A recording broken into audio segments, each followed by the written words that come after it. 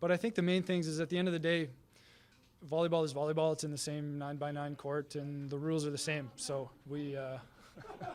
Is that on the back of your shirt? Yeah, it's on the back of the shirt. You did. A little free shout out for you. And it doesn't matter who's on the other side of the net. You need to still execute to the best of your ability if you want a chance to win. That is right, Brett Walsh. Welcome back, ladies and gentlemen. It is another tantalizing episode here of the 9x9. It is episode 152. It is April 15th, 2025. My name is Everett Delorme in Toronto. That is Rob St. Clair in Chicago. And welcome to the best 81 square meters of volleyball on the internet. Now, Rob, we're getting down to the point of the season. There's not a lot of volleyball to talk about. We don't have a lot of games to talk about, but they're big ones. Every single game that we're talking about today is important. We've got cup wins, we've got league wins, and we've got semis starting all over the places. So let's just kick her off. Well, first and foremost, how are you? Are you well? Are you good? Are you happy? I'm good enough. We have you and I, Everett, have had a very interesting couple of days in our little world, and we're gonna push through with the show, and we're gonna have a great time. Yeah, we're gonna push through, and we're gonna just start with let's just start with Poland, right, where we were awarding the last cup of the year, and you know what? Given their history in single match finals recently, when looking at Champions League and Polish cups and Super Cups at the beginning of the year, JW doesn't usually do well, and they finally got their monkey off the back with this one. They finally got one. Yeah, congratulations to Jastrzębski Węgiel. They win their first Polish cup, Everett, since 2010. What? 2010. That's it's not the last time they won like a single match championship sort of thing, but the Polish Cup specifically, it has been since 2010. Isn't that crazy? I mean, it does make sense given the domination of Zaksa and then of Skra and of other teams over the years. Yeah, there was last year Zawiercie, then there was 4 Zaksas in a row, including a skipped year because of the pandemic. Then there were 2 random Trefl Gdańsks in there that won the Polish Cup. I think one of those might have been a TJ Sanders year. Oh, then like I think Skras, couple of Zaksas. Because I think that's when Winiarski was at Gdansk, no? When he was playing, that's very possible. That sounds right. When I thought he was beginning his coaching? Oh, maybe not. Also might be possible. Either way, it's been a minute for Jastrzębski Węgiel, and they finally got one. Congratulations to them. They took down Luke Lublin 3-0 in the semifinal, and then took down Warta Zawiercie 3-1 in the final. We should talk about all 3 of those matches. The final was definitely the most compelling. It was. It definitely was. I was a little disappointed, especially in the Zawiercie Warszawa semi. I thought that was going to be a little bit bigger. Zawiercie did make this one interesting off the hop. Like they looked good in set number 1. Like 25-18. They had me believing after set number 1, and you know what? They spread the ball nicely. Bucharin was really good, but it just kind of fell apart after that. Yeah, I couldn't really put my finger on what it was. Like even the Zawiercie middle attack wasn't really super present. Aaron Russell did not have a great game by any means. Honestly, I kind of think it was that, because on the other side, like Timothy Carl was having an outstanding game. Fornal who would have thought? Yeah, he was ridiculous, right? Like what is 22 on the match? He led the match. Like Fornal was Fornal. I didn't think he had a fantastic game, but he came up when he needed to. And they just stayed a little pretty efficient. And I don't know, it just wasn't working for Zawiercie. And to be honest, there was moments there at the end of the 4th where they could have stretched it to a 5th, and they looked they were down. There was at one point, and this was right before that 4th set took the longest ever. There was so many challenges, but there was one point right before a challenge where in the 4th, JW went up 25-15. Now they brought it back on the challenge, and then there was the whole situation after 20 where there was the challenge and then the second challenge, and they brought it all back. It was wild, but I did find that down the stretch, Aaron Russell really struggled, and I'm not going to put it all on him, but I do think that his lack of performance, which is very rare for this season, is a big part of why they weren't able to really threaten for the championship in this one. Yeah, I agree. It's kind of the opposite of the Super Cup that these two teams played at the beginning of the year, where Aaron Russell was far and away the best of the 4 left sides on the court. Today, I don't know if he was the worst, but he definitely like didn't produce to his normal level by the biggest margin. And then we've talked about it the last couple of years, the different sort of characters who have filled in as Jastrzębski's second left side, that it's been a lot of different guys, and it's been kind of an area of weakness that when they have gotten beaten, which has been rare, but when they've gotten beaten, that's been a position that other teams have been able to really attack. And Timotej Karl was unbelievable. He was actually the best of the 4 left sides on the court in the final. And if he plays like that, like, it doesn't really matter what Kaczmarek does, as long as like Fornal plays to his usual level and they just kind of play that Jastrzębski style of command and control kind of come to mind when I think about their play style. If you get that with a great Timotej Karl game, like, good luck. That team's really hard to beat. Yeah, I mean, especially when you look at, like, I think that Zawiecki is really good when they're able to open things up and use all 3 of their outsides, and especially go down the middle of it. And if you look at the end of the game, all right, oh no, that's set number 1, but still, like, they're passing not fantastic. 14% perfect for Zawiecki in this one, and their entire team, like all of their entire serve receive lineup got aced. All of them underneath, like Aaron Russell was the best perfect at 16%, because his positive passing was only 21%. Yeah, not great. Just not great. It was just an off game for Zawiecki for me. And on the opposite, like, JW had everyone clicking all at once, except for maybe Kaczmarek. He was a bit of a casual in this one. Who I think who he was, and who I think he then ran his mouth a little bit in some interviews about how great he is. And he's starting to become a little bit of either like a foil or just a straight up villain, or whatever it is that he's doing, like PR wise. I think it's definitely something to keep an eye on, because his statistics are never awesome, but he has done a fair bit of winning in his career. So I think it's something interesting to kind of keep our finger on the pulse of. I won't lie. I think I've been a little bit blinded by Kaczmarek over the past little bit, because I'm still thinking back to Zaksa. Yeah, I know you are. where like he the second Zaksa year, not even the third one so much, but but even then, like, and then there's been these flashes, especially with the Polish national team over the past few years, is just where I think that his overall gameplay is really, really good. And he's skilled everywhere, but he's not necessarily a Terminator, right? Like, he's not a point scorer. Like, he's not a Kuhek, or he's not a Leon, or right. He needs to be there with his entire game. And it seems to me like he's maybe getting a little too full himself right now. He's maybe getting to the Huber territory, where it's just like, it's more thinking I'm great as opposed to being great. I think even Tomáš Fornal sometimes finds himself in that category, but his actual greatness, I think, is the most consistent. And I mean, JSW #1 seed, they win the Polish Cup. They're going to be the favorites certainly to get to the final in the Bundesliga against Lublin. Like, we can talk about that semifinal a little bit, because both semis were previews of what we're going to see in the league. Before we do that, though, with this win, where do you rate, like, if you were to just give me a top 10 teams in the world right now, where do you rate JSW? Like, where, like, you don't even need to answer me that. Who's your #1, Perugia or JSW? Oh, Perugia. I think Perugia is substantially better than JSW. Okay, but they're for sure in the top 5. Top 5. It's one or the other. It's either the best team in the Bundesliga or the best team in the Superliga. I actually think I would put them 4th of the teams that how I rank them in the world. Who are you gonna put over JSW? Perugia, Trentino, Zawiercie, and JSW in that order. I still do like Zawiercie a little bit more.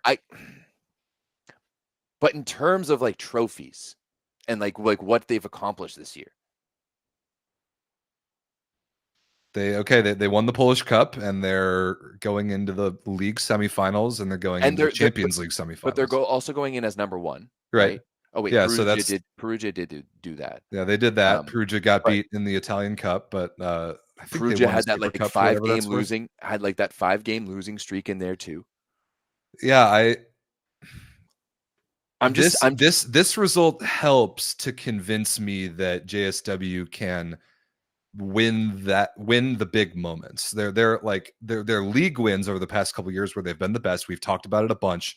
The longer a series goes, the better they are. In that big moment, though, the one singular moment, I haven't really seen it from them. This helps to prove that to me. It does. I would like to see a sustained great level of play from a guy like Timotei Karl in the semis and as we go through the Bundesliga playoffs. But this definitely helped cement JSW as a very serious elite level threat to me. I just don't know if I'm all the way there yet. Fair enough. Sounds good. Is that everything you want to talk about in the final? Is there anything for the final? Yeah, we can talk about Xavierche more in a minute. They were just missing a little bit of the magic that I thought they showed in the semis, where I thought Miguel Tavares was in his bag. Dude, he's awesome. If he wasn't Portuguese, we would be talking about him so much more. But right, let's talk about that semi first, because it was a bit of a bummer. I expected more out of Rashaba. Actually, I want to talk about the other one first, because I don't think there's actually that much more to say, other than the fact that like Lublin getting here in the first place, I think is phenomenal. Right? I love everything that this club has done over the past few seasons. Their moves have been calculated and they have paid off. But we knew this was coming, right? Even in one of the last games of the season when they played JSW, JSW just needed to win 2 sets to be able to clinch first place. They took everyone off, and even then Lublin with all of their guys weren't able to finish that match. Lublin, since that beginning stretch, has just had a block. I think a block at that top 3. They can't get past that wall. Even 4, right? Like 4. Like they lost to Zaxa in their second match of the season, right? So I think that everything that's going on there is awesome, but they really maximized everything from that club this year, and JW was just too much of a mountain for them. And I'm gonna call that same thing, unless we see something wildly different in the semifinals, unless someone gets injured. I think this might be much of the same here for the semifinals. I agree. So, Bundesliga semifinals, best of 3 matches. It could be like a 6-dong in sets. It could be 6-0 in sets and move on. That's possible, because like it could be, because like the cup semifinal here, Wilfredo Leon was good. Kevin Sasak was unbelievable. He was 15 for 22 and 17 points total. Like, and you didn't even take a set with a performance of that good from your opposite. Like that to me is really concerning, like production wise. But also, I think this is the point in the season when we really start to see teams that have been there before and done it before. That experience comes in massive. Lublin has not been there or done it yet. They are, like you said, they've done an amazing job in calculating their way to get to this point, but they haven't been in moments like this yet. JSW absolutely has. I think that makes a huge difference.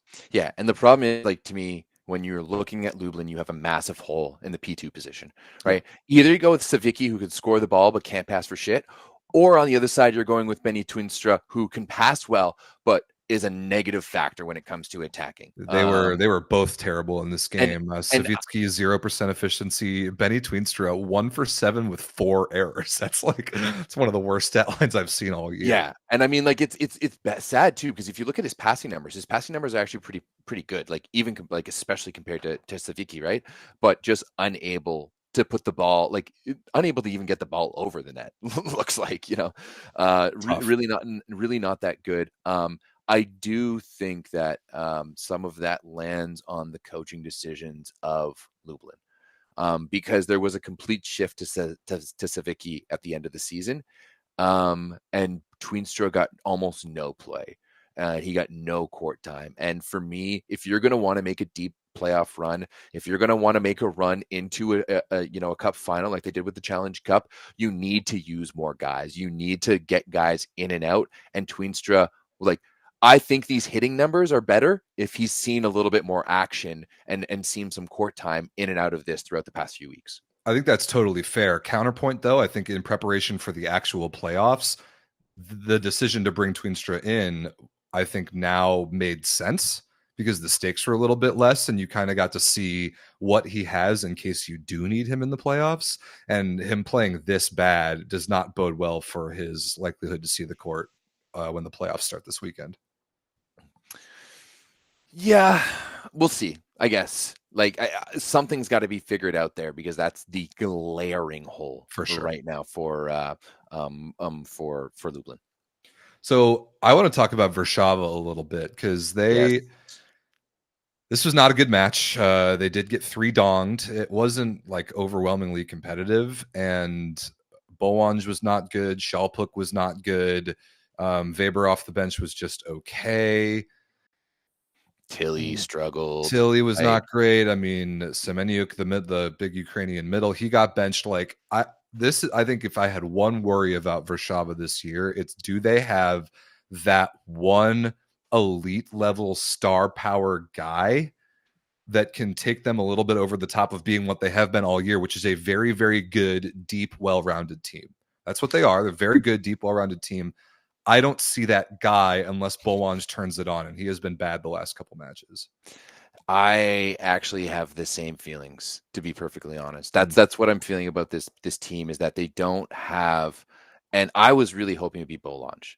Like I thought he was, especially like he started getting incorporated to the Polish national team last year. Like we saw him at the Olympics. Like I think a lot of people are expecting him to be that next guy up. Especially as we just talked about, Kaczmarek has been not so great, but Bowanj, like there's a big question mark there. I think because there's no way that Kurek should be playing this year.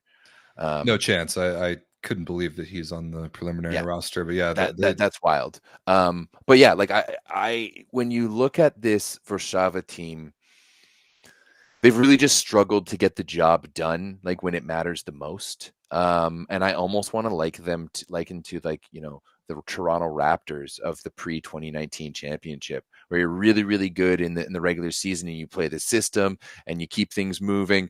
And then when it comes time to beat LeBron James and the big boys, you just can't really do it. Like we saw them. Pretty good analogy. Yeah, we saw them get, like kind of choke against Halkbank. Sure, they came back and won that second match, but then you lost it in the quarterfinals. And like, let's be honest. Let's look at what Halkbank is doing otherwise in Turkey. Not so great. Go watch our last show for a lot on that one. Yeah, exactly. Right. So that's their golden opportunity, right? That was their golden opportunity to get into the Final Four, to establish themselves amongst the elite, and they weren't able to do it. Not able to do it again once here in the semifinals against Fenerbahçe. Yeah, and somebody just said in the chat, and I agree. I think Zavierce is just the better team. They have more arms, they have more firepower, they have more service pressure. I think they have a little bit more threat down the middle, excluding Kuba Kochanowski, who's one of the best on the planet. Like, I think if you ask most people, Warszawa's best player is Kochanowski, who's awesome. But I don't know if that's necessarily what you want the case to be for your team. And I think on Zavierce's side, if you asked who their best player is, it could be one of 5 or 6 different guys, depending on the day. Any given day. Yeah. Any given day. And I think in the semifinal, the answer was Miguel Tavares. I was so impressed by how he played in that match. Yeah, I agree. Like, I think that when you're talking about the best athletes who should be known better in volleyball, I think you go like Tavares is up there in the conversation with Hawk and Namori Keita. Same thing with Luke Perry too. Honestly, Zavierce's libero. We don't talk about him quite as much because he plays for Australia, but the dude is. But Perry has that distinction of that when he was coming up, Australia was in the VNL and playing World League and like going to the Olympics kind of and known. Stuff like that. So I would say he's way more well known than some of the other guys. Yeah, I just don't want to forget about him because he's awesome. He's easily a top 5 libero on the planet. Yeah, that's the thing, is that like Zavierce doesn't have the depth, obviously, that Warszawa brings to the table, but you can lean on both Kolek and Aaron Russell usually. Yeah, not including this final match. But and Bucharin on the right side as well. He's 100%. He's great. You and I are big fans of Bucharin after we saw him. Oh yeah, we love Bucharin. That dude's got a rocket launcher for a right shoulder. It just like takes massive rips at the ball, and I love it. Great play style. Then they have Bieniek, who's a world class middle. They're gnarly from the service line. I have been high on Zavierce all year. This isn't news. So this was a good performance for them against a team that they're about to see again. And I think we should probably pick these series now that we've seen a little bit of a taster from both of them. I honestly hope that both these series are more interesting than their respective cup semifinal matches. I think the Warszawa one will, just because like you are looking at a situation where there's a couple of matches. They're going to get to play at home, right? I think that there's a situation there that I would expect it to go 3, but especially playing in the Zaviarci gym, that's not something I would want at all in front of those fans. Even if they're playing in the bigger gym like they have been of late, I still wouldn't want to go up against those fans. So I wouldn't either. Yeah. However, Warszawa is the higher seed. Warszawa is the 2 seed. They tied in points in the regular season, but Warszawa had the better record, so they get to play 2 of their matches at home if it gets to game 3. So the pressure is on Zaviarci to have to win 1 match on the road. Okay, they can do that. I still see them being able to do that. Me too, but I like the pick of a 3-match series. I hope that happens. I think it would be the most fun. And on the other side, I don't think it happens. I agree. Unless Jastrzębski Węgiel is susceptible to having an off game once in a while. Like, who do they lost to? They've lost to random people this year. Sure. So I could maybe see something. Like, I do think like if it's going to happen anywhere, it's going to happen in Lublin's gym at home in front of those fantastic fans. Like, I really, getting to watch them quite a bit this year, I really like the way that club has just done it. It just does. It looks like it's doing good. And I've chatted with Finn a couple of times, and sounds like things are pretty good over there.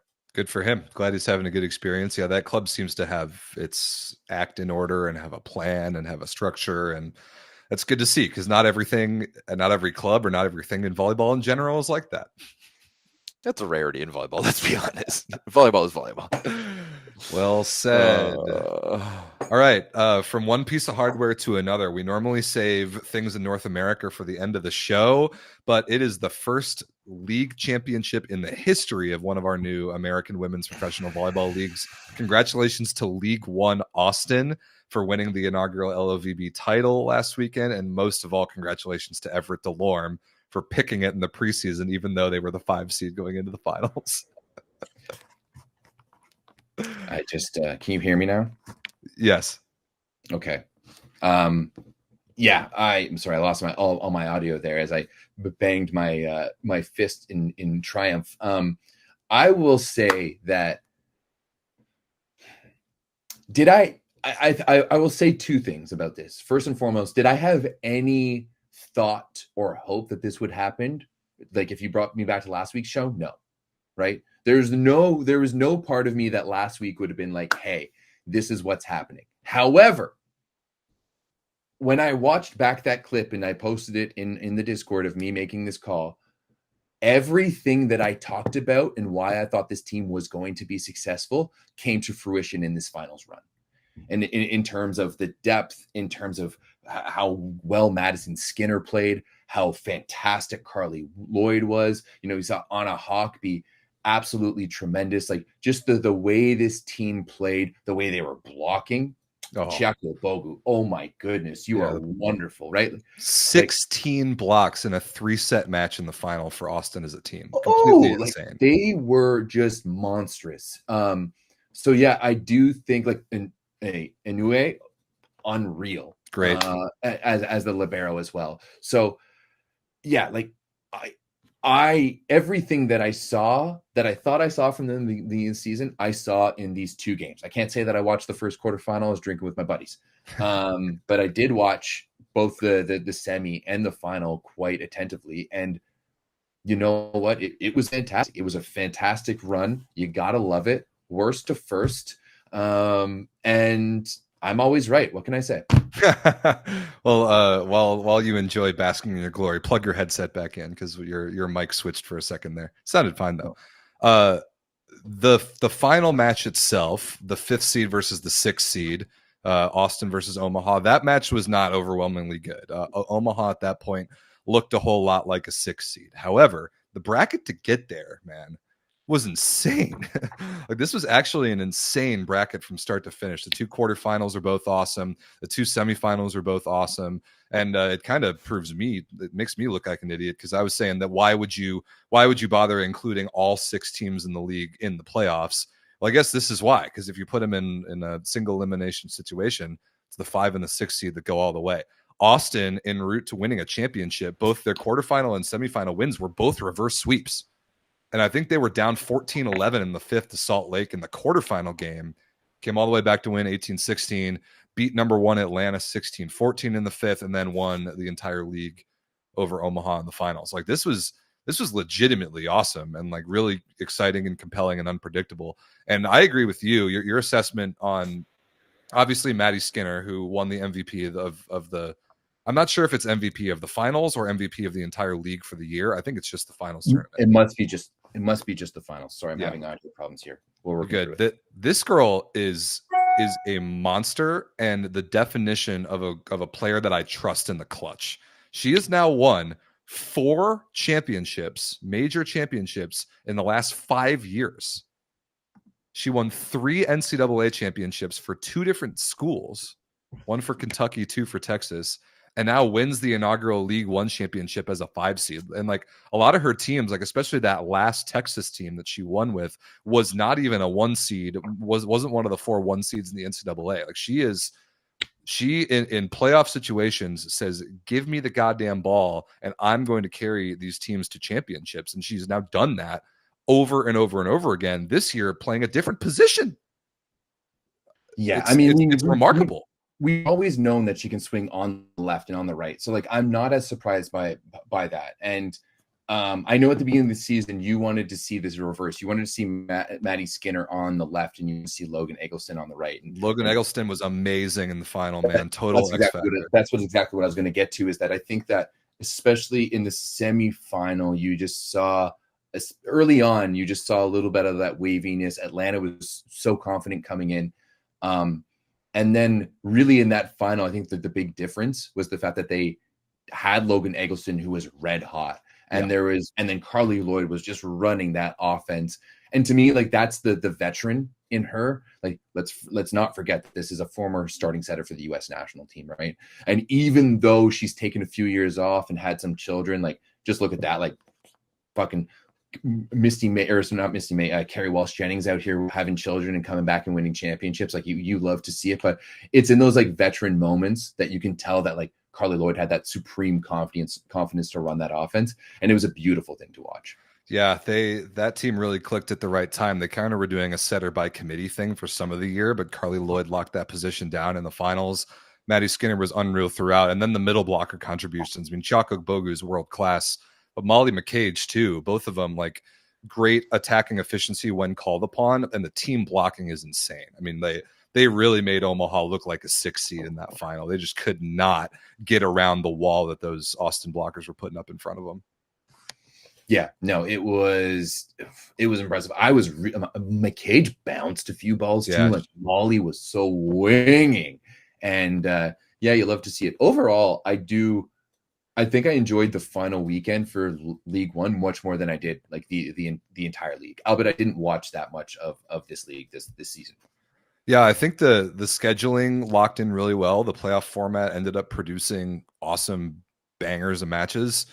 It worked out pretty well for the league too. They could easily promote like the Nebraska versus Texas old NCAA rivalry with Omaha and Austin happening to make it to the final. But yeah, this was really compelling and kind of a fun example of what can happen when you create a 1-match single elimination sort of situation for a playoff or for a league. Because like all the leagues in Europe, the domestic leagues anyway, are exclusively long series. And when you put 1-match single elimination, like a lot of American sports do, fun stuff happens, and it creates good sports product. So I was a big fan of this. Everett, you got it working over there? I mean, my headset is not working at all, so we're going to something else here. Just give me a. We can head to the next thing if you're. Your microphone actually just got worse. I think you should switch back to whatever you're using just before that. Yeah. And now Everett has. Oh, there you go. Yeah. Yeah, I think that's decent. Yeah, I think you should rock with that. I'm actually using my iPhone right now. Oh, no way. Yeah. Yeah, I think you sound fine. Whatever. Okay, cool. Tech support is fun when you do shows live. Congratulations to Austin. I thought this was a fun event and a good way to cap off the league season. And now we've already seen like a couple League One players, like Jordan Thompson, for example, got plucked immediately to go over and play in Indonesia for a couple weeks and make some bank. And that is Jess Merzick as well. Yeah, Jess Merzick as well. Okay, you can do that sort of thing when the league going to Puerto Rico. Oh, is she? You can do that sort of thing when the league season is so short. I mean, they started in January and they're done in mid-April. That's got to be incredible for the players. So good for them. And not to mention, like I mentioned in the Discord today, that like they didn't have to play in the fall either, right? None of the League One girls had to play anything. Whereas if you played in Europe, you were already like well into the season into December, like. Yeah, you're flying all over the place and everything. You're there in September for preseason, and I'm sure I would like to hear from the athletes about how different the experience is this year versus playing in Europe. I know I've heard people talking about that they're making less money than maybe some of the elite contracts in Europe in very few cases, but they're playing so much less, so much better for their bodies. And they get to play in the States where many of them are from. I would have to think it's a pretty good experience. Yeah. And I think there's a large understanding just in terms of like the buy-in from this group that this is something that like needs to be done. And that if you're going to get women's volleyball off the ground as a professional sport in the United States, which it's well on its way to being, you need the biggest names, right? I absolutely love what the PVF has been doing. I've really enjoyed watching the PVF, but it's just not the best brand of volleyball. And the reality is in North America is that I don't know if like the MLS is still not regarded as almost like a serious sport in North America because there's just a big time understanding that we don't have access to the best when it comes to the MLS, right? And that the best come to us at the tail end of their career. So yeah, like I think that you need to have the presence of the big names, right? The women who win the Olympics and go to the Olympics need to be here right now, and they all understand that, and they're doing so admirably. Yep, I think that's well said. So congratulations to Austin. Good first season overall for League One. I think that's pretty fair to wrap it up that way. I think I had a good time watching this. I think the overall success. I'm real curious to see where they go from here. Because the whole like the bigger picture landscape is continuing to get more and more interesting. So I've been saying it for a while that everything in the women's volleyball right now is the wild west. Oh yeah, right. When you're looking at PVF and you're looking at League One, and you're going to see whatever the MLV is. Who knows? That's a dark horse coming out of left field, and all of them are going to be racing towards kind of next year. So we'll see how this goes with this. Yeah. Huge bummer, by the way, for my preseason pick, Houston, getting reverse swept by the 6th seed to get knocked out of the tournament. That is a tough one. All right. That's it for League One. Where would you like to go next, Mr. Delorme? I mean, I just have one more thing to say about this is like, you guys should have never doubted me. Right? This is what I do. Just like on the beach when they brought me in, they're like, "Hey, Everett, you're actually going to do fantasy with us," and they told me an hour before, and they had been like prepping and like doing notes. I still won that shit, guys. This is what I do. Okay, fuck. Okay. Sorry. Let's go to Italy. Let's do it. Let's go to Italy. Men's semifinal match 2. Both of these series, both games 5-set bangers. Both series 2-0 in favor of their respective favorites. Let's talk about Trentino Piacenza first, Everett, if that's okay with you. Sure. Fun one here in Piacenza. This was this the Saturday game? No, this was the Sunday game. No, it was the Sunday game. Yeah. This to me, the immediate takeaway from this Trentino win and this Trentino series so far is the individual greatness of the unicorn Alessandro Micheletto. This is as hard of a carry job as anyone is doing in all of volleyball this year right now. Okay, yeah. Low key, Trentino's very good. Sure. The way that Trentino's supporting cast has been performing around Alessandro Micheletto I'd say this calendar year, lends a lot of substance to that take. This is a carry job right now, and Alessandro Micheletto is so good that he can beat a team with Olympic talent across the board kind of by himself. I mean, 24 points, 21 for 34 with 2 errors is disgusting. I do think that the amount of unforced errors that we saw from Piacenza, especially down the stretch, especially in big moments, is the other thing what shot them in the foot. For sure. Like when you look at how they spread out this offense, you have 5 different attackers, all in double digits, from Mar at 18 down to Galassi at 10.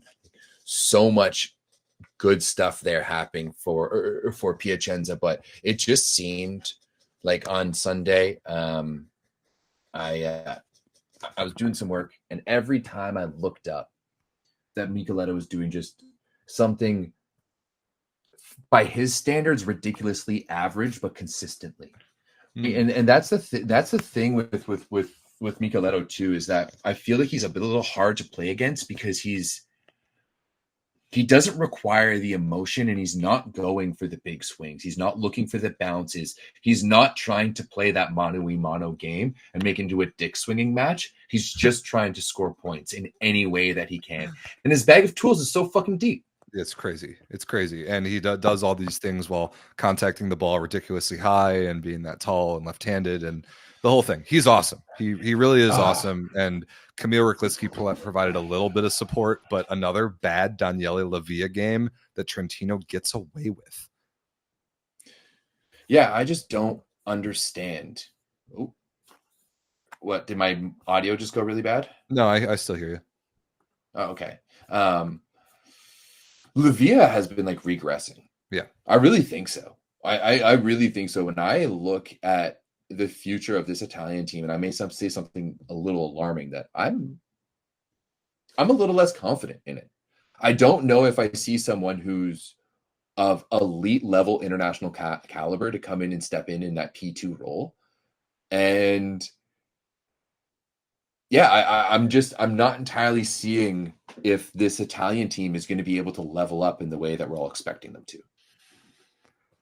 I don't disagree with that. However, they're up 2-0 in the semifinals. Like they've put themselves in fantastic position on the backs of basically one player, that if they're able to get a little bit more around him, then they're going to be that much more scary. And like you mentioned, the unforced errors for Piacenza, they get into the 5th set and they go 7 for 25 attacking as a team with 6 errors, 4 of them unforced. And that is just not a recipe for clutch late match playoff winning volleyball. No, there's just not.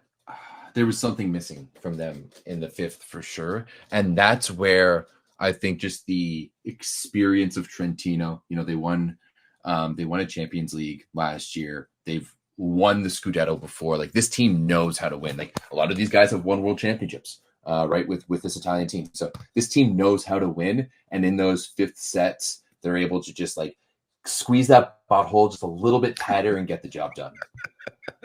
Yep, another bullet point for a team having been there before, making a big difference down the stretch in a playoff series. Kind of similarly, Everett, the other series we've got on the other side of the bracket, a hell of an effort by LOVB Civitanova at home. Really was a great effort. They played basically perfect volleyball in sets 2 and 4, but it was not enough. Perugia is up 2-0 in the series. They're going back home for match number 3. And I can hear perhaps some bells in the distance as far as the end result of this series. Yeah, I mean, to me, the reality is I think LOVB lives and dies off of their serving, right? That second set run was all done off of that Laguna serving run in the middle there, where he was just able to open up the gap. Even in the 4th set, like Botolo was serving well, Lepke was serving well. Like, I think he provided a massive spark off the bench.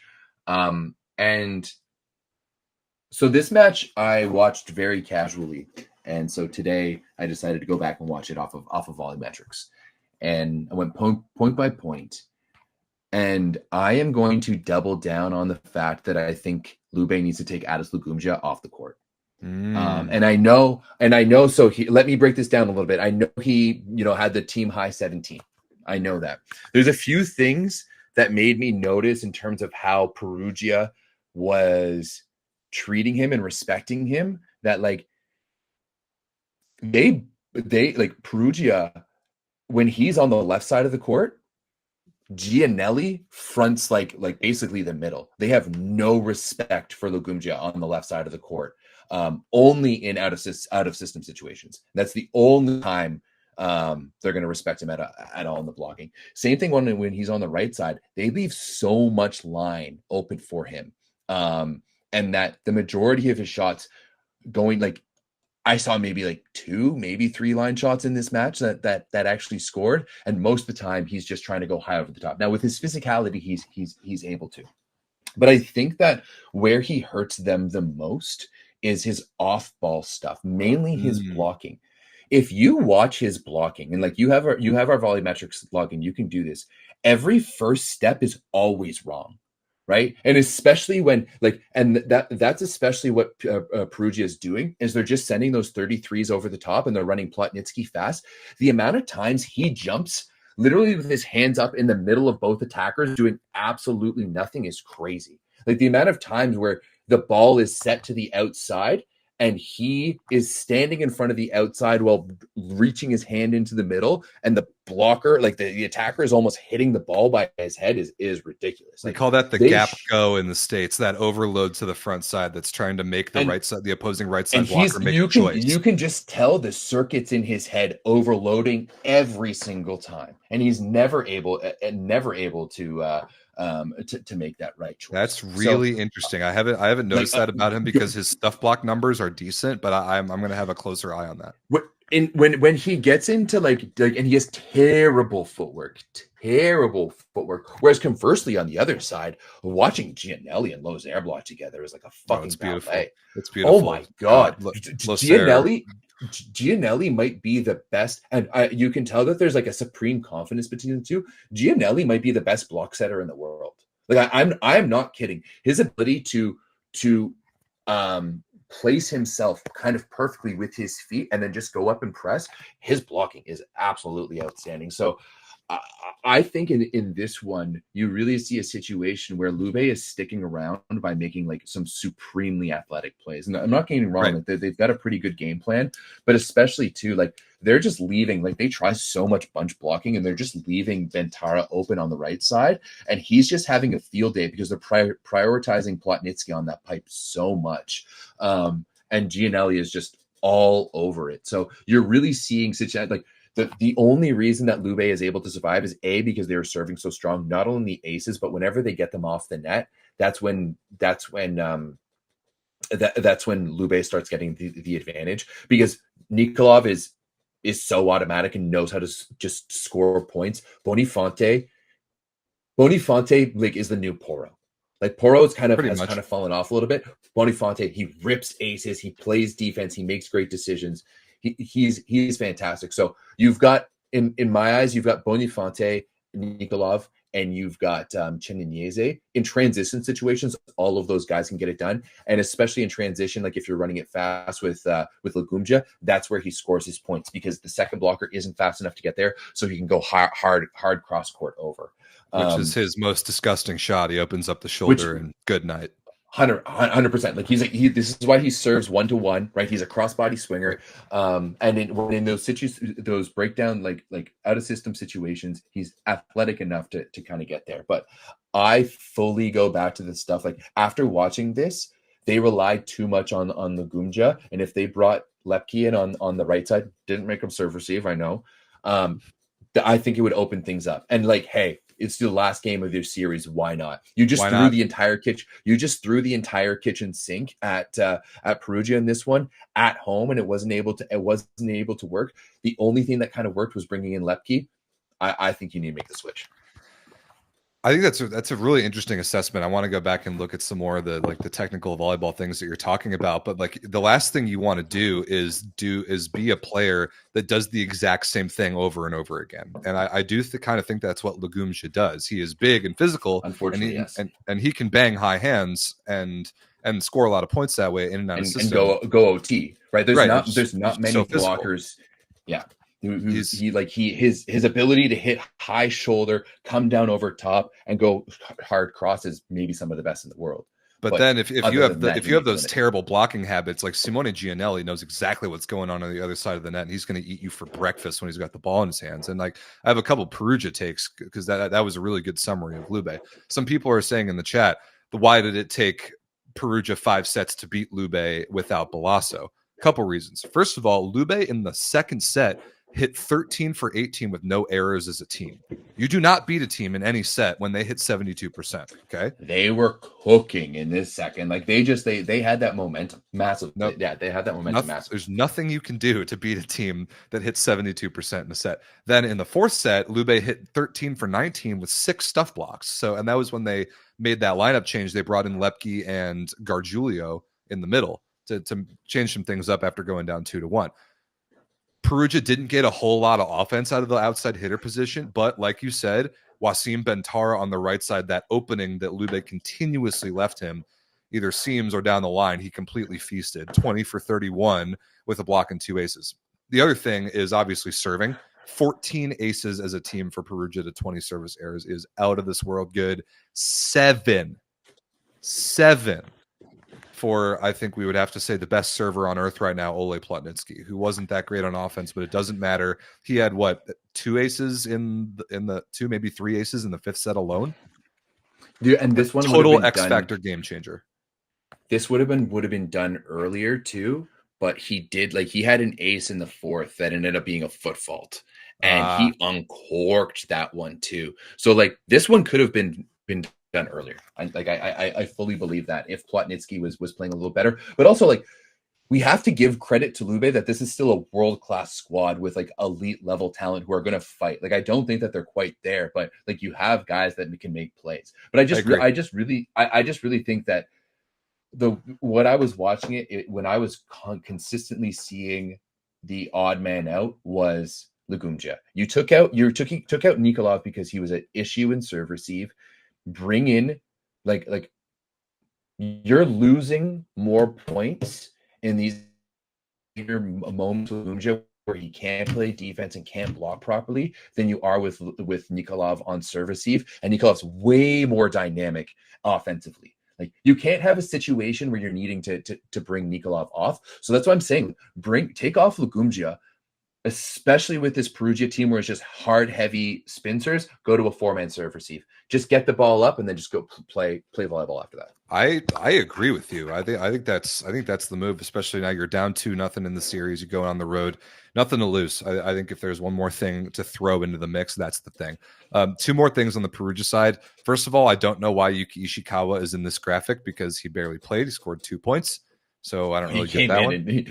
It was funny, like in the second he came in and immediately started getting bullied on serve receive. I felt bad. Like I felt a little bad. I won't lie. The other thing I want to point out, and not only do I want to acknowledge the stat line, Everett, I think something we've complained about in the past is that volleyball has no culture. I'm going to put my flag in the ground right here, and I'm going to create some volleyball culture. All right. Yeah. What's that? In honor of the great Robert Landy Simone, who, as you all may remember, once upon a time for Lube Civitanova in an entire season, he had more points than attacking attempts on the season, which is one of the most ridiculous achievements of all time.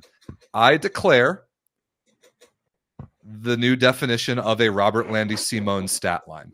That is, in one match, a middle blocker has double-digit points and more points than attacking attempts. And the first Robert Landy Simone stat line belongs to Agustin Loser. 8 for 11, Unreal. 2 blocks, 2 aces, 12 points. More points than attacking attempts. And this is worthy of what I want. I want somebody to help me. I put this in the Discord. Somebody find me a clip of Robert Landy Simone saying "Vamo, vamo, vamo," because I want that soundbite. I want to be able to play that, and it's a Landy alert. A Landy alert when that stat line takes place. Okay. When there's a middle blocker with more points than attacking attempts, it's a Landy alert, and I want to play the soundbite. That's what's happening from now on. All right, I like that. We're gonna need a few sound bites coming in. We got the bell, we got the Landy. Yeah, I think Loser, like Rob, I seriously encourage you to go into VolleyBetrics and watch that from the baseline. And honestly, just isolate Loser's play. Like his blocking mechanics are absolutely amazing. They're so good. He's so fast. And like him and Gianelli, like They have so much chemistry, like I wouldn't room them together, type of thing. Their ability, like in blocking, in transition, like there is something so perfect about two dudes who are the exact same height and the exact same build, playing center and middle with each other. It is absolutely outstanding. Like the way he moves is unreal. Yeah, it's incredible. The speed off the ground, the blocking footwork. It's like textbook coaching tape for any middle blocker on the planet. Just watch Agustin Loser. Awesome. The Landy alert has been invented, and now the bells have been rung for Agustin Loser. Match 3 in both of these series this weekend. Everett, do we expect either of those two series to be extended, or do we think both of them will be 3-0? I think that there's possibilities that both get extended, especially on the Piacenza side of things. That's the one I could see a little bit more. I'm not ruling out a Piacenza reverse sweep in the series. Oh my goodness! I'm not ruling it out. I think it's not so likely, but I'm also not ruling it out. Wow! Like we've seen Trentino crumble before. That's all I'm going to say. Yeah. So they got reverse swept in the series by Monza last year in the semis, right? Exactly. I'm just saying that there's a couple key pieces on this Piacenza team that was on that Monza team that might know a thing or two about upsetting and reverse sweeping. Yeah. So there's some stuff there. There's some stuff there. On the other side of the net, hey, I think if they bring in Eric Lepke, you need a little bit of Canadian maple syrup, sweeten up the deal a little bit, and you might be able to pull out a win. But do they go to Game 5? No. I think Lube's best superpower is their home court advantage, and they just got beat at home. And I don't. If they somehow win match 3 at Perugia, I could see them winning match 4. I don't see them winning match 3. I think this series is over. This match is actually tomorrow. They're earlier than I thought. Perugia Lube is Wednesday. Trentino Piacenza is Thursday. Both of them 2:30 p.m. Eastern. So that's kind of nice. Some midweek playoff action, and then we might have our finals this time next week. Speaking of the finals, the Lega Volley Femminile finals start tomorrow. Best 3 out of 5 match series to decide the trophy. Conegliano versus Milonza. Wednesday, Saturday, and I think next week, Tuesday, are games 1 through 3. We'll see if we need matches 4 and 5. Everett, what do we think? Can Milonza do the potentially unthinkable and knock Conegliano off the podium of all their trophies? If there's any team in the world, it's Milonza. I agree. If there's any team in the world, it's Milonza. Talent-wise, I think that when you look talent-wise on paper, yes, 100%. Right. The majority of this starting lineup is the Italian women's national team that just won gold medal at the Olympics. Yep. You have arguably one of the most dominant players, and we need to look up Agonu's record in finals. I think that's a stat we need to look up, because from my recollection, and Keith, this will be something you have to look up. Like, I have a feeling that she loses more in semis. I agree with that. Than she does in finals. And I know there's been a few down over the years. However, her ability to get the job done in finals is ridiculous. So yeah, when I look at this roster, like, you've got Silla, you've got Oro, you've got Agonu, you've got the depth a little bit there too. Like, there's some different options to go to. I just think that if there's one team that could really get them rattled, it would be Milonza. But it's going to take a gargantuan effort to be able to do that. It's going to need to take like an Eli Manning taking down the Patriots Tom type Brady of effort to be able to do that.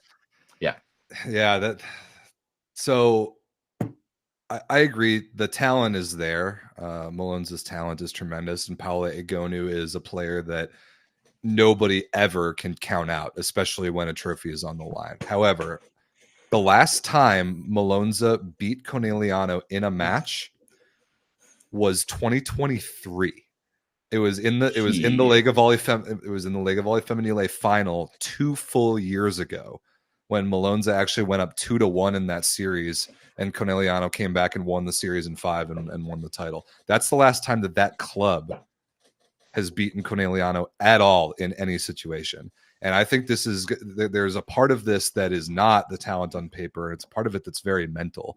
Remember the couple matches this year, like the one regular season game where they sold out 11,000 people for this matchup, only for like the most ferocious donging anyone's ever seen.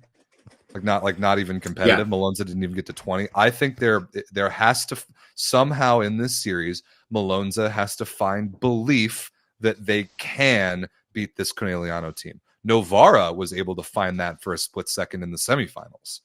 I don't know. And that's exactly where, like, to me, if you're Milonza, that's where your belief comes from. I'm going to think if you're Milonza, if you're Milonza, you're out there thinking that we can be the best team in the world. And then maybe that you already are. I think if you're a good team. Bro, I've played on teams that were like playing in the play-ins to get playoff, and in our mind we were the best team, right? I played on club teams that went 0-7 against other club teams, but if you ask my boys, bro, we were way better than those guys, right? If you don't have that supreme belief in yourself, you're not at this point. But that is just like that is how an elite team works. You're so insulated from everything else that it's just, hey, it's you and me. It's me and my girls. It's me and my guys. It is what it is. So, once again, you've got Paula fucking Agonu on the other side of the net. You think that she's going in being like, oh, I don't think they can beat these guys. These guys are too good. Oh, no. What? No, absolutely not. Like, they want to go. Like, this is playing against the Patriots in their prime. This is playing against Manchester United best. This is playing against the fucking Yankees. You're playing against the best. You're going to bring your best. And, like, people are saying in the chat, Agonu's been going to another level.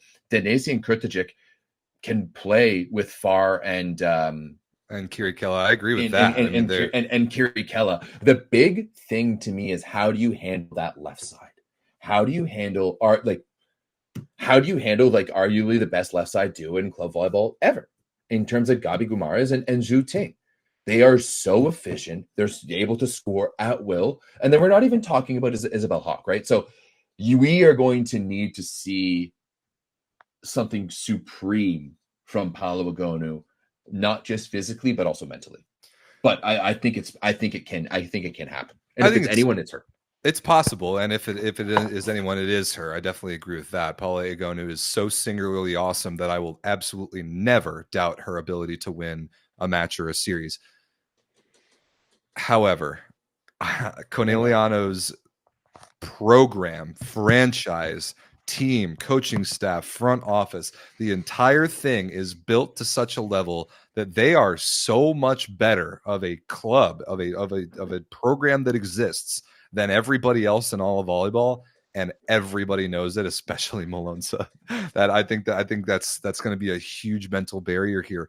Milonza's club has lost 12 matches in a row to Conegliano over 2 years. And they're going to have to find something that I'm not saying it's impossible. They're going to have to find something to crack that Conegliano mental advantage. And that's something that really nobody has been able to do. I think that there will be a match in this series that Milonza is able to win. I actually wouldn't even be that surprised if it's the first match of the series. I wouldn't be surprised if Milonza wins match 1. If they do, I mean, that's not going on a stretch. Scandici won last year. Last year too. And the year before Milonza went up 2-1, right? Right. If Milonza wins match 1 of this series, Conegliano wins the series in 4. Conegliano will respond from a loss like that better than any team you can imagine.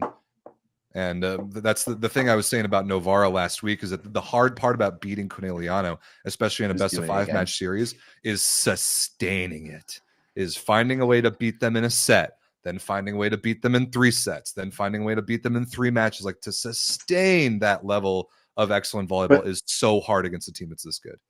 But I do think that in terms of personnel on paper, Milonza is a team that it's can possible. sustain it. It's possible, right? Like I think it's more than possible. Like I think that this is like this is the shot. And yeah, I don't know. I'm jacked for this. When's game one? Is it tomorrow? Tomorrow.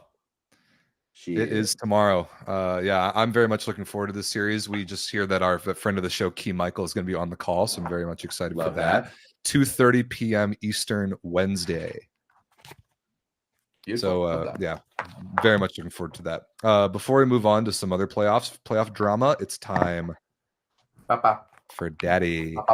Daddy Stankovic is hidden somewhere in this show, as he always is, as part of our Where's Daddy segment. Y'all got to try and find the man himself. So keep an eye out for Daddy and make sure you comment in the main YouTube comment section, not the live chat, the timestamp of where he appears in this show.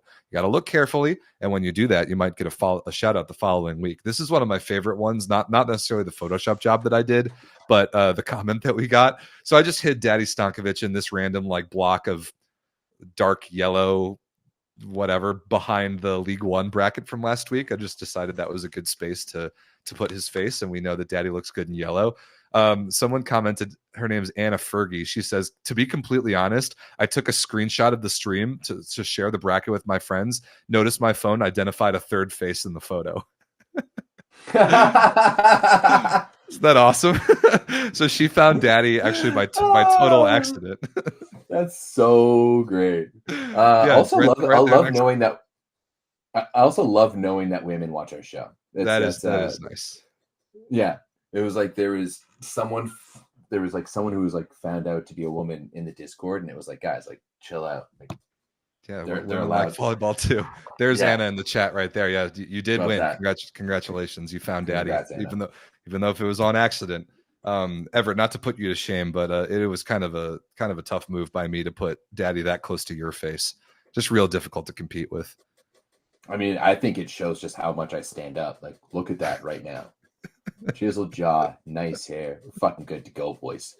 Let's go. Yay, women. I like that. Yay, women. Yay, women. I like that too. So keep an eye out for Daddy Stankovic. He's hidden somewhere. I have a good time with Photoshop every week. And make sure you comment the timestamp where he shows up. Do not put it in the live chat. That would be cheating. Let's move on to Turkey. We had a very interesting show last week where we talked about all the dramatic garbage going on in the Turkish league, especially on the women's side, starting with Fenerbahçe firing their coach after losing one playoff game. Well, Fenerbahçe went out. They hired Marcelo Abundanza, who coached them forever ago. He comes back in and he rescues the series against Galatasaray. They win match 2 on the road 3-1. They win match 3 at home 3-2. That was just yesterday, Everett, that we watched that game. And Fenerbahçe, their season isn't a complete failure yet. They still have a chance to win the Sultanlar Ligi. Did you watch either of these two games? And do you have any takeaways from Fenerbahçe's resurrection after what appeared to be a dumpster fire this time last week? No, I did watch a little bit about that game while I was in some meetings and stuff like that. And I still want to know if anyone from the chat can tell us actually what happened there, because I'm still a little confused as to what happened that Fenerbahçe situation. We actually have some really good comments like in our main comments section on our last show. And I'm not going to read all of them, but one thing that I think is a part of it that I didn't realize is that the Galatasaray Fenerbahçe rivalry across all sports is an enormous deal. It's an enormous deal. I think there was something. It's like Ohio State, Michigan type of vibes. Sort of like that, in my opinion. But I still like it just seems a really off the cuff move.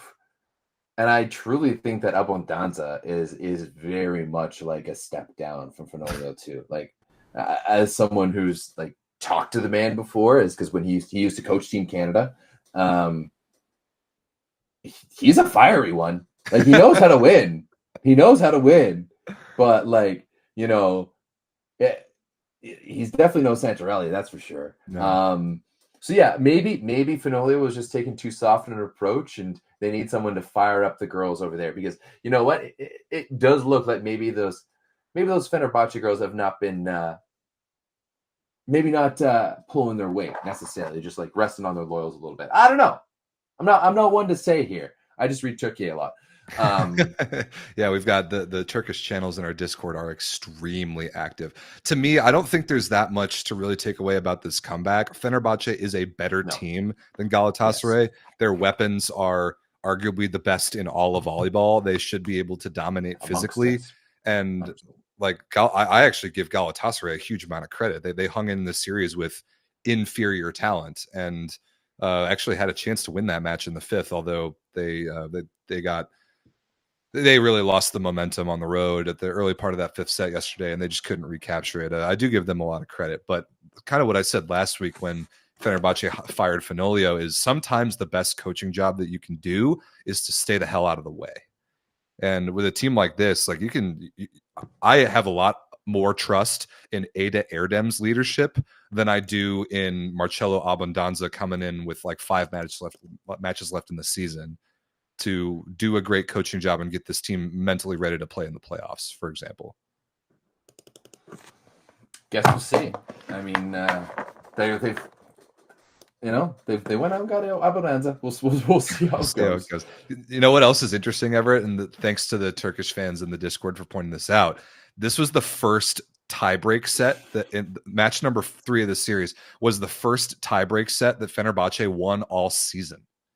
Fenerbahçe is now 1-5 in tiebreaks this season. Shit. That includes the golden set they lost to VakıfBank in Champions League. So that's like sets to 15, let's call it. They're now 1-5 in sets to 15 this season. So if teams can get them to a fifth, Fenerbahçe has not been great. And one of those teams to beat them in a set to 15 this year twice is their opponent in the final. It's VakıfBank. VakıfBank took down Eczacıbaşı 2-0. And I mean, we already saw the absolute spectacle that was Vakıf versus Fener in Champions League. It's going to be a little different now in the Sultanlar Ligi finals because of the foreigner limit, but best 3 out of 5 matches. I cannot wait to see what Giovanni Guidetti has up his sleeve to try and contain all that Fenerbahçe firepower. And like, I feel like Guidetti is licking his chops a little bit going up against Abundanza. I kind of feel that too.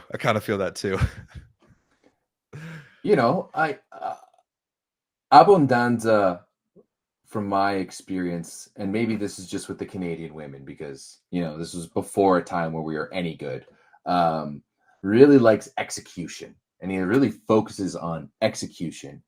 And like Guidetti's miles away from that. Oh, yeah. Miles away from that. So, I honestly think that this one could be very interesting. And I know that like it's kind of crazy to think that where VakıfBank was at the beginning of the season compared to where they are now. Yeah, they were not good. They had some brutal results in the before the new year. Yeah, and they've really got it all together. So yeah, I love to see this, but I think that VakıfBank right now is kind of feeling themselves. After the Champions League and the way that the end of the season has been going, like this is a team trending in the right direction, and the same can't be said for Fenerbahçe. So I'm looking into it right now. I see 3 matches on the calendar for this series, but I don't know. Can somebody in the chat tell us if it's best of 3 or best of 5? In the final? That would be great to know. What we do know is that match number 1 is this Thursday. Yeah, match number 1 is this Thursday. Yeah, Vakıf Fenerbahçe is this Thursday at noon Eastern. Match number 1 of the final. So, right, it is best of 5 according to the chat. We appreciate that. That's good news. I hope they get to play a lot of volleyball. Anything else for the Sultanlar Ligi? Can we move on a little bit? No. Let's keep her going. And Rob, what you actually want to talk about? Or no, let's go to Germany first. Yeah, let's go to Germany first.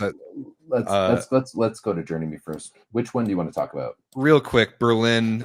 This bracket is outdated. Berlin 9-donged Gießen, 3 3-0s in a row. So Berlin's going back to the final. Lüneburg versus what's the other team? Friedrichshafen. Wait. Let's talk about the other thing on this show. I want to talk about that other series, and then I want to give you a platform to talk about your boy.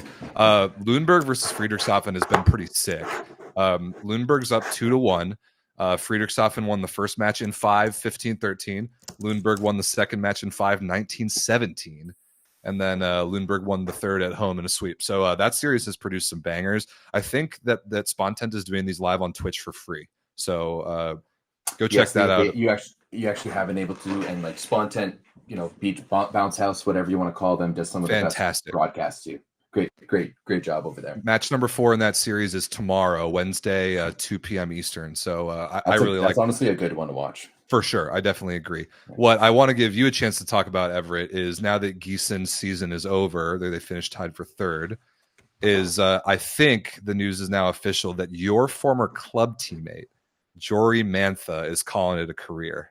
Can you tell us about Jori and like his path and the career that he carved out for himself? Shit, man. Okay, you want to really get into this. Like, first and foremost, I want to say that I'm really sad that I never got to see Jori play pro in person, and that I had planned to this year, and then certain things that were promised that were going to happen never came to fruition, and I wasn't able to go to Europe and watch him play, and so that's really sad.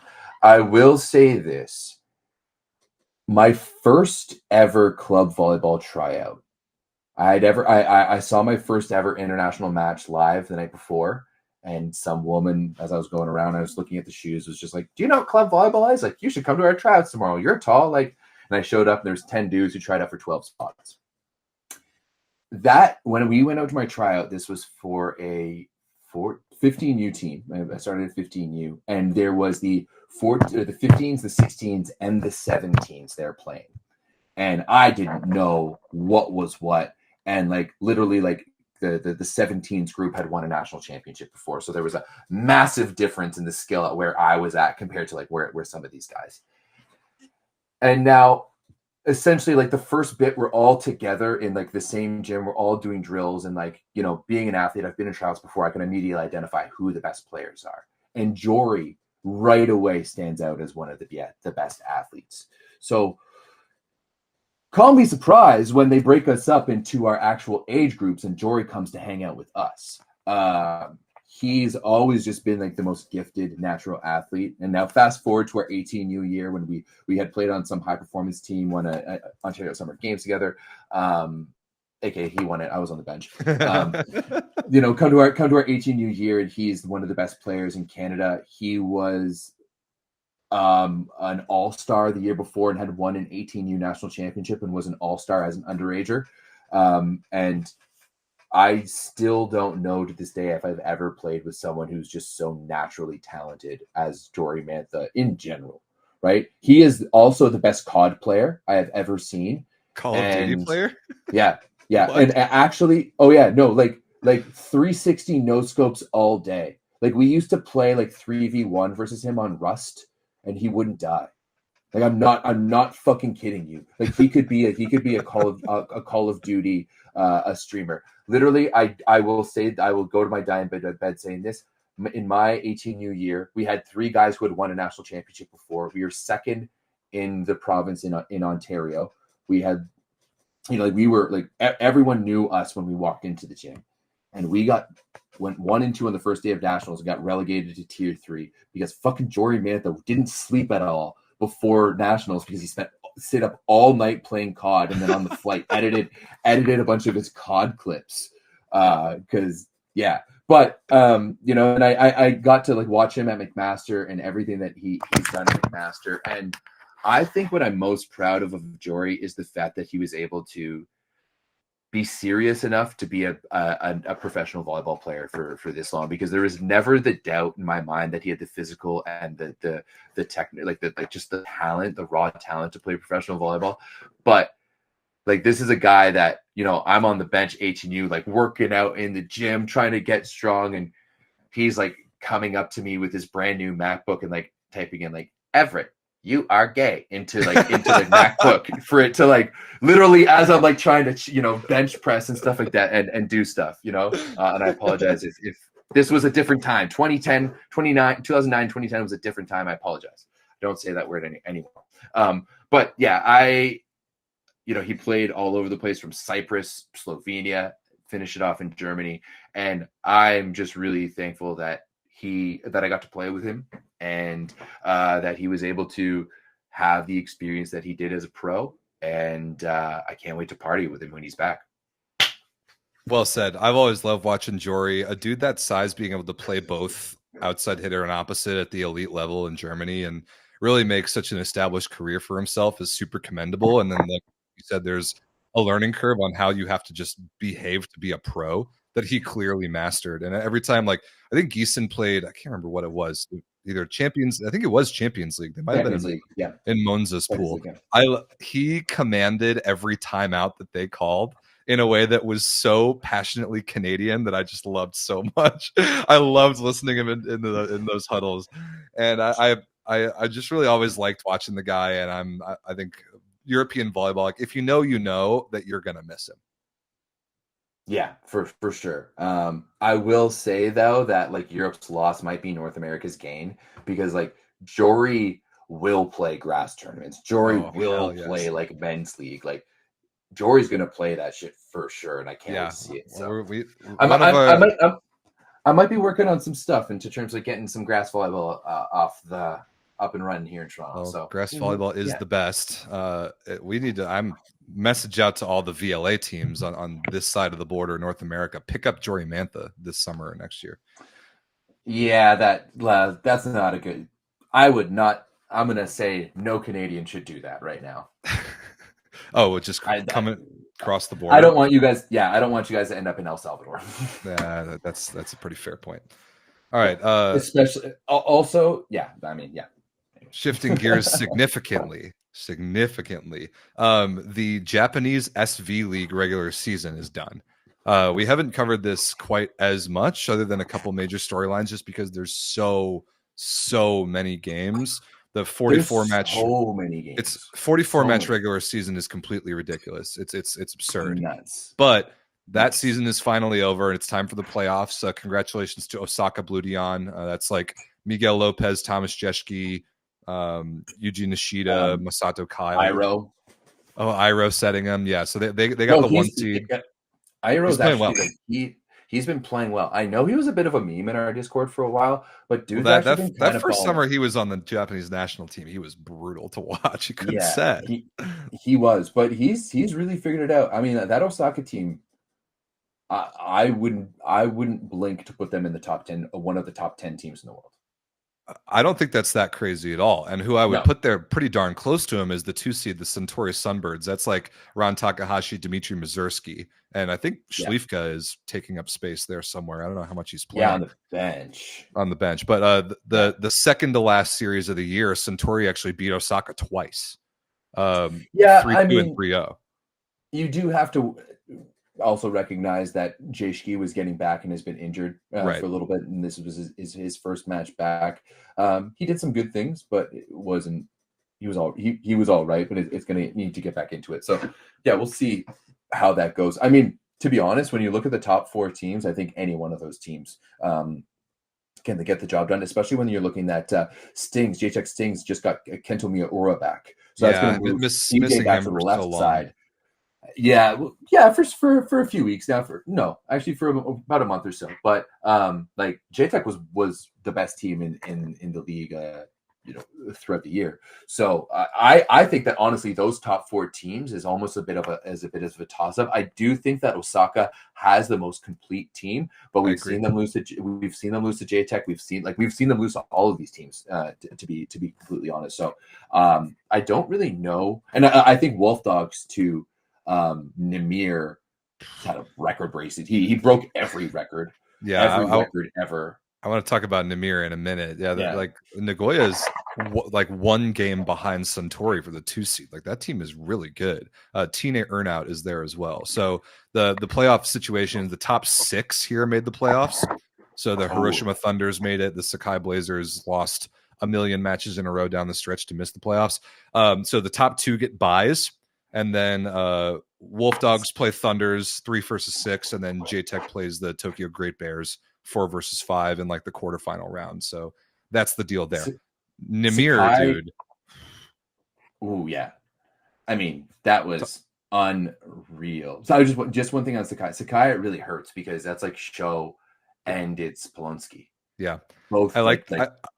Teams should have been better than they were. I actually chatted with Polonsky a couple weeks ago. He just messaged me randomly. He's like, yeah, he doesn't know where he's going next year yet. He's not staying there, but he did like have to try and help that club understand the the caliber of Japanese player that they need to be competitive in the SV League. So that was kind of my understanding too, is that this is a club that's always kind of relied on those foreigners to kind of get the job done.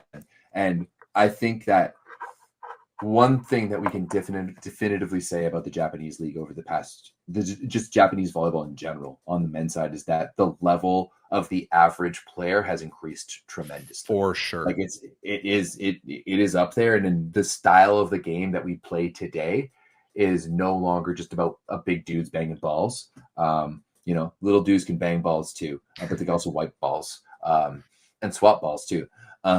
So yeah, it's there's still some work to be done on that side there for Sakai. They have one very major reinforcement coming in next year that I'm curious about. I want to talk about some of Namir's numbers, dude. This just like typifies who he is as a player. He just refuses to take time off. He is the ultimate grinder. He puts up volume, the likes of which the SV League has literally never seen. So Namir Abdelaziz, not as a foreigner, no. Yeah, certainly not as a foreigner. Namir Abdelaziz played in all 44 matches this season, in all 171 sets that Nagoya played, he played. That's crazy. He scored 1,181 points, which is the all-time record in the SV League. That's 26.8 points per match and 6.91 points per set over a 44-match regular season. Almost 27 points per match. It's not the best points per match or points per set of all time, but it's up there. It's really close to being up there. I think it is the most like pure volume scoring because they didn't used to play this many games, but it's by pure volume, he set the record for the most points, the most aces, the most kills. 116 aces. Yeah. In terms of like points per set and points per match, he was a little bit under like a couple of Kurek years and a couple of like Mazursky years where they like popped off, and like there's 1 year Kurek was averaging like 20 points per match. It's ridiculous. Yeah, it's but he wasn't doing it against this strong of a V League. Exactly. League. Yeah, it's a great point. So Namir's numbers are absurd. And when do these playoffs start in the SV League? Let's see. That would be Friday night. Or no, I guess it's Thursday night, Friday super early morning for us in North America. And then they'll play the second leg. It looks like, is it 2-match series or maybe best 2 out of 3? They'll play those with this pretty quick turnaround like they always do in Japan. So Japan's in the back-to-back. Like you play back-to-backs regardless. Man, it's like, hey, we set you 80 balls last night. We're going to set you 90 tonight. We're going to do it again. I don't know how those dudes' bodies handle it, especially a guy like Namir that plays every single point and that takes that much volume. But that's what he does. That's what he's used to. And apparently he's going to play VNL this summer too, which I think is insane. But whatever he wants to do, man, he's the guy. Yep. Everett, give me a quick little PVF rundown. Anything happened this week? Honestly, recently we've been seeing just like, other than Omaha and Atlanta, like no one's real safe. Like Columbus got a win this week. I think they even beat Omaha. Columbus beat Vegas. Columbus beat Vegas. Vegas has just been on a tumble. Vegas was the first place of the league at one point, and now they've extremely fallen. Although we're gonna break some news here live on the show. Woo! Because I know for a fact that one of these teams picked up Alexa Gray, and I just need to figure out fucking who. Yeah, I know because someone from. Oh, actually, no. It's from the team. It's not just from PVF. Like someone emailed me looking for pictures. Yeah. Somebody from the PVF is gonna grab Alexa Gray when she gets back from Adzhabasha. It may like has she? No, they've already signed her. That's crazy. I mean, Adzhabasha is playing a third place series. Maybe she's just like peacing out. That's nuts. Find out what team that is. While you do that, I can tell you that the Vegas Thrill have lost 12 out of their last 13 matches. Yeah, they have not been 12 out of 13 so great. L's, which is brutal. But who the hell is picking up Alexa Gray this late in the season? Because that kind of changes the complexity of the whole league, depending on where she goes. Oh, wait, never mind. It's not PVF. I apologize. What? Everett. Alexa Gray is going to. I'm not gonna announce it then. She's going somewhere else random. Yeah. Bummer. Even more random than the PVF. Man, that would have been sick. She would have. Yeah. Imagine how much better she is than every other player in the PVF. Yeah. Yeah. Sorry, I misread the email and who it was from, and it's from someone else. And they definitely did just sign Alexa Gray, but maybe that's for next year. So I'm just I apologize. I apologize for edging you guys like that. Everett, you had me there for a second. I'm going to turn. But I will say that her move that she just did lines her up perfectly to play in one of the other 2 leagues next year. Okay, that's good to know. But yeah, anything other than that, San Diego did get a big win this week too. Like they're creeping in. Like you're really seeing that like Orlando has stalled, Indy has stalled, Grand Rapids and San Diego are starting to pick it up. So that little move in the middle there is from Orlando to San Diego is a very interesting spread for me for the next little bit. Omaha and Atlanta are both kind of cooking on their own path. Yep. Still a lot more matches to play. Bunch of matches this week and this weekend. I think there's 7 matches between now and our likely next show. So keep an eye on that if you're interested. Also keep an eye on NCAA men's conference tournaments. It's almost that time. And we had one match over the weekend, regular season match, but we previewed it on last week's show that it could be an epic weekend where number 1 Long Beach State went out to Oahu, took on Hawaii twice. Long Beach beat him 3-1 on night 1. That match on night number 2, Saturday night, in front of like 11,000 people on Hawaii's senior night, where they came back from down 2-1 to win that match in 5-15-13, was one of the very best NCAA men's matches I've ever seen. Absolute scenes. Just like a crazy, crazy match. And a lot of the credit I want to give to this guy, Finn Kearney. He's a true freshman. He's from Arizona. He's been he's been their 3rd string opposite all year. So much so, like he's sitting behind the Bulgarian kid and then Coach Charlie Wade's son are the 2 opposites in front of him. He's been sitting the bench so hard that they've actually been training him to play on the left side, and he's left-handed.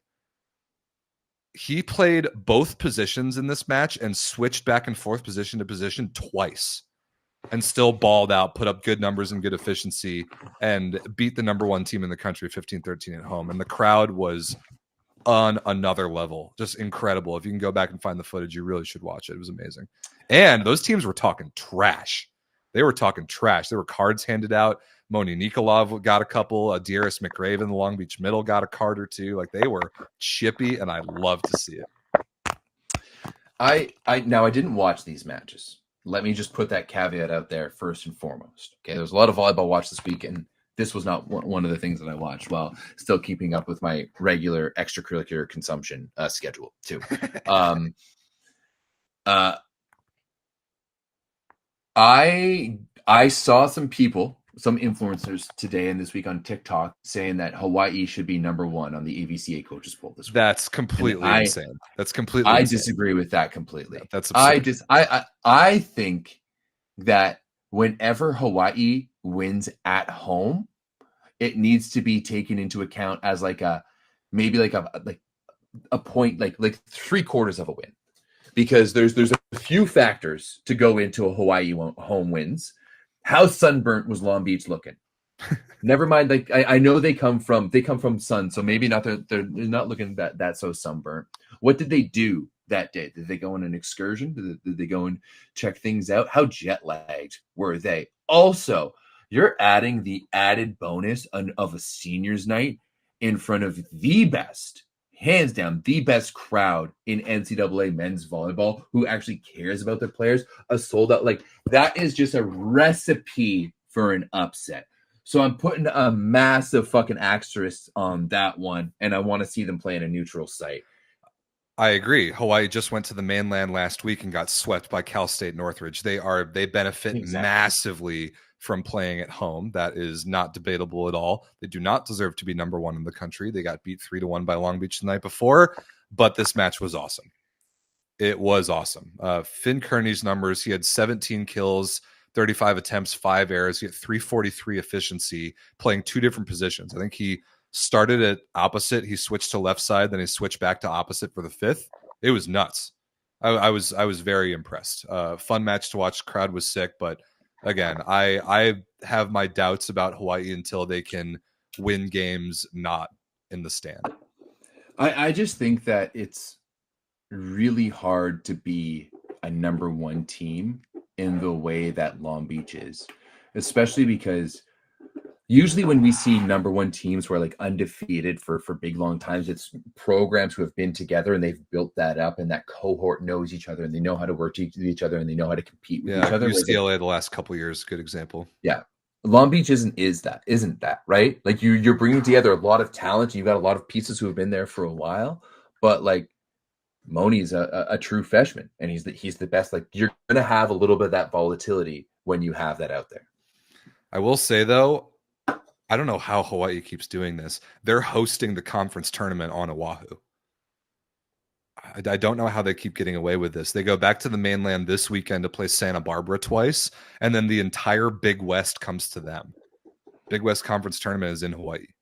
So I think their best chance to make the NCAA tournament is to win that conference tournament at home.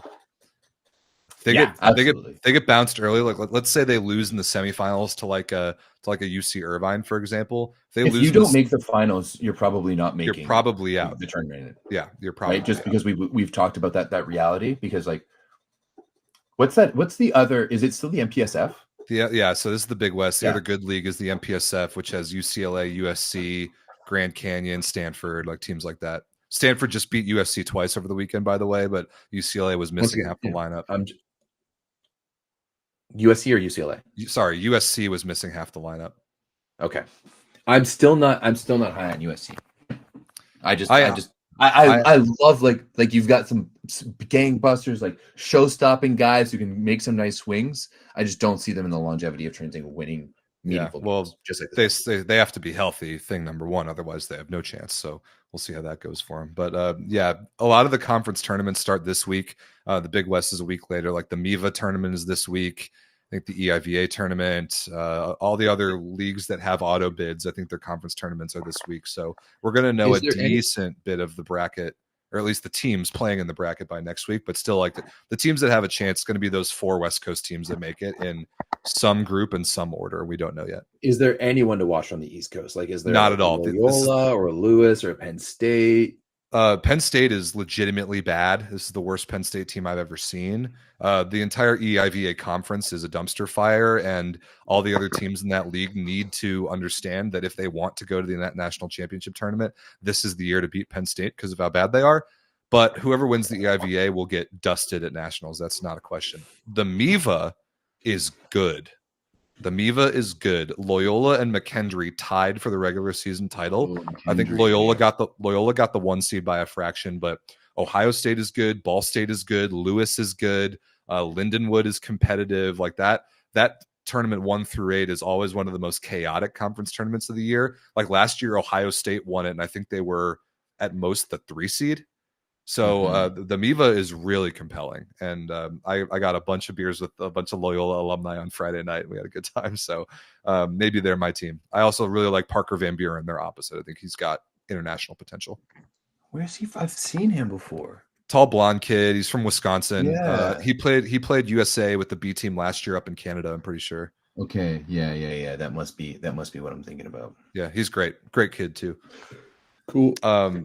I think that's it for men's NCAA. I will be at an interesting event this weekend. I did this last year, but the level that I played at when I was at Purdue, like the collegiate club circuit, has its national championship this weekend. It's the NCVF. Play cute. Yeah, I mean, it's the NCVF Nationals is one of the best events in North American volleyball. The energy is unreal. The vibe of you get You get I can say the same thing about Hope Summer Volleyball Fest, and we both know the reasons why both of those are the best energy. You get thousands and thousands and thousands of college volleyball players, guys and girls, all into the same place. It's in Phoenix this year, which I love. So I'm flying out to Phoenix tomorrow, which is going to be amazing. I'll be like doing a bunch of coverage on the NCVF YouTube channel on Thursday and Friday, and then their finals are on Saturday. We're playing inside the Arizona Diamondbacks baseball stadium. It's pretty damn cool. Yeah, the court's going to be like on the first base line. The crowd's going to be there in like the first base stands. So that'll be a really cool setup. I'm looking forward to that. So if you care, it's another like if you know sort of thing. If you played NCVF, you know, and you should watch those games. It's gonna be fun. The other thing, Everett, did you watch the Masters this weekend? Talking about sports products that are good. Hey, when Rory, Rory's on that run, right? And luckily, because I was watching League One, right? League One I was just watching it on ESPN, just transition right into the Masters. I'm like, hey, let's fucking go. Let's watch Rory. Let's go watch Rory take it. Bryson DeChambeau, you want to whine and complain to the back that Rory's not. He didn't even talk to me on the greens today. He's not in, but he didn't even want to talk to me. Do you hear this? Oh yeah, I heard that. I heard everything. If y'all did not get to watch Rory McIlroy win the Masters golf tournament on Sunday, you missed out on one of the best sporting events I've ever seen. It was so chaotic. You've said that line so many times in this very show that it's already lost its meaning. How many things can be the best sporting event that you've absolutely ever seen? That is a top 5 sporting event I've ever seen live, ever. Is it better than Tiger winning the Masters in 2019? No, that is the best Masters and the best golf thing I've ever seen and never will see. But it was a close second, especially because of how purely chaotic and roller coaster it was. It was back and forth, up and down. Rory was down by 2. He was up by 4. He was down by 1. He had a 4-foot putt to win the Masters and complete the career Grand Slam. He missed it, went to a playoff. He jarred one in there to 2 feet for birdie, and one is the caliber of the accomplishment, the chaos of the entertainment. It was absolutely insane. If you don't like golf, you really missed out. It's so much better of a watching experience than soccer. It's not even funny. It's just not even close. It was that's honestly the dumbest thing you've ever said. That right there is the dumbest. I'm not saying it's more popular. I'm saying the watching experience of a major championship golf tournament is so much better than soccer. I get it. Passing the ball and moving the ball around is just too complicated for you. Passive, hit ball into hole, right? I know it's really simple. It works on your level. Soccer just isn't for you. It's fine.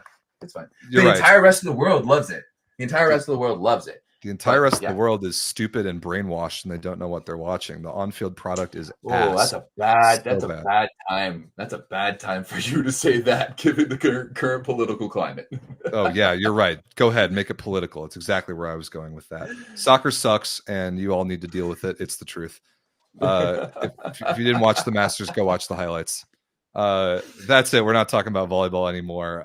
I need to. We're on the golf, so we're way down. We're way out of here. I'm gonna go fly to Phoenix tomorrow. I'm gonna have myself a weekend. We'll see y'all on next week's show. It's gonna be warm in Phoenix too, eh? Yeah, it'll be in the low 90s and freedom units. I can't wait. Join the Volleyball Source Discord. The link is in the description. It's the best online volleyball chat community in the world, and we'll see you here next week, same time ish, and definitely same place. My messages on Discord are blowing up right now because of your soccer rant. Is it also because your microphone doesn't work? You got to figure that out for next week, eh? I honestly, it stopped. I think so. The dongle, it's the dongle of the connector. I think that's, I don't know. Well, it's because it's an old USB, right? And I have a USB-C computer, so I think it's this piece here that's giving me the problems. So I need to go get a new one. That sounds very similar to the piece that you tripped over and broke when we were in Austin, drunk streaming on my computer a couple of years ago. That's exactly what that was. But this one just busted in the middle of it. It stopped working mid-show, and then I was trying. Yeah. Anyways, we don't need to get into it. Whatever. We appreciate you all. We'll see you next week. Adios. Bye.